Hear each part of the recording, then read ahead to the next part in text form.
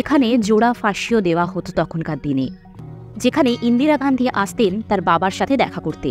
তখনকার দিনে এইভাবেই অত্যাচার করা হতো কালাপানিতে। চোখে পড়ল তা হলো মা তারার একটি ছবি।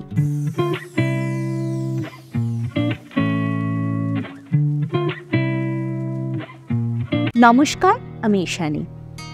আগামী সপ্তাহে আমাদের ভারতের বীরপুত্র নেতাজি সুভাষচন্দ্র বোসের জন্মদিন এবং তার কিছুদিন পরেই প্রজাতন্ত্র দিবস। তাই ভারতবর্ষের স্বাধীনতার ইতিহাসকে ছুঁয়ে দেখার তাগিদেই এবার চলে এলাম কলকাতার জেল মিউজিয়ামে। এখানে কিভাবে আসতে হয়, এখানকার এন্ট্রি ফি কত, টাইমিং কি, সমস্ত ডিটেলস শেয়ার করব আপনাদের সাথে। আর এই ধরনের ভিডিও দেখতে ভালো লাগলে অবশ্যই চ্যানেলটি সাবস্ক্রাইব করবেন।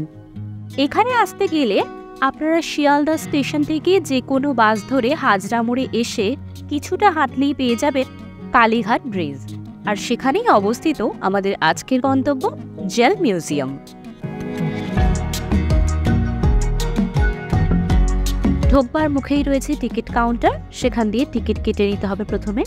এখানে জনপ্রতি এন্ট্রি ফি হল 30 টাকা করে এবং লাইট অ্যান্ড শো এর জন্য আলাদা টিকিট কাটতে হয়। এই জেলটি 1906 সালে ব্রিটিশরা নির্মাণ করেন।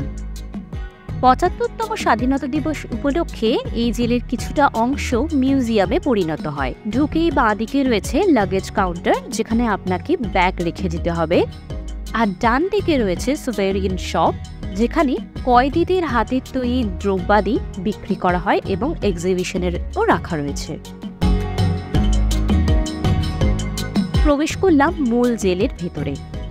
এইখানে এসে প্রথমে যা চোখে পড়ল তা হলো এই শতাব্দী প্রাচীন ঘণ্টাটি। এই ঘণ্টাটা দিয়েই তখনকার দিনে কয়েদিদের দিনের নানান সময় বোঝানো হতো।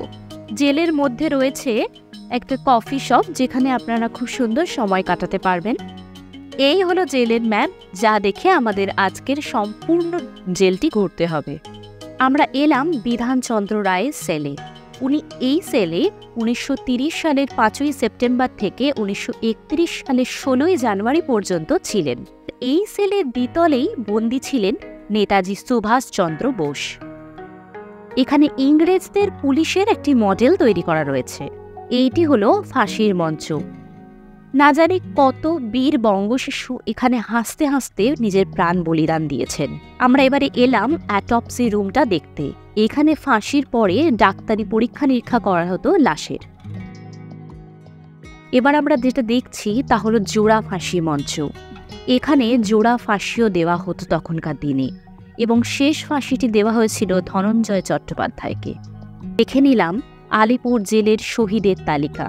বন্দীদের এইভাবে দ্বিতলে রাখা হতো যাতে তারা ফাঁসি হওয়া দেখতে পারেন এবং সতর্ক হয়ে যান। আমরা এবারে এলাম নেহেরু সেলে, যেখানে ইন্দিরা গান্ধী আসতেন তার বাবার সাথে দেখা করতে। ভাবা যায় যে আমাদের স্বাধীন দেশের প্রথম প্রধানমন্ত্রী এই জেলেই বন্দী ছিলেন। এটি হলো বর্তমানে একটি সেমিনার হল, যা আগে গুদামঘর ছিল। এখানে দ্বীপান্তরে বন্দী জীবন দেখানোর জন্য একটি ওয়াচ টাওয়ার সৃষ্টি করা হয়েছে।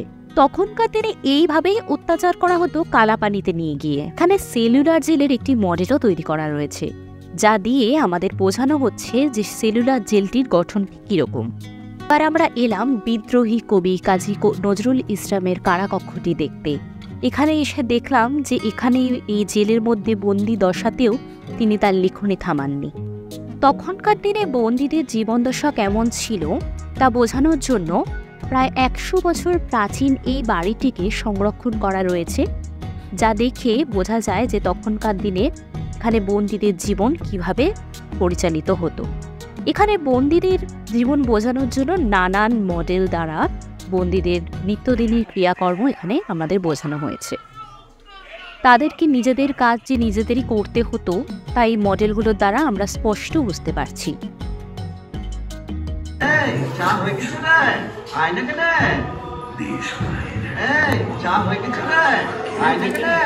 জেলের ভেতরে এসে বন্দীদের নানান মডেল দেখলাম। তাছাড়াও যেটা চোখে পড়ল তা হলো মা তারার একটি ছবি।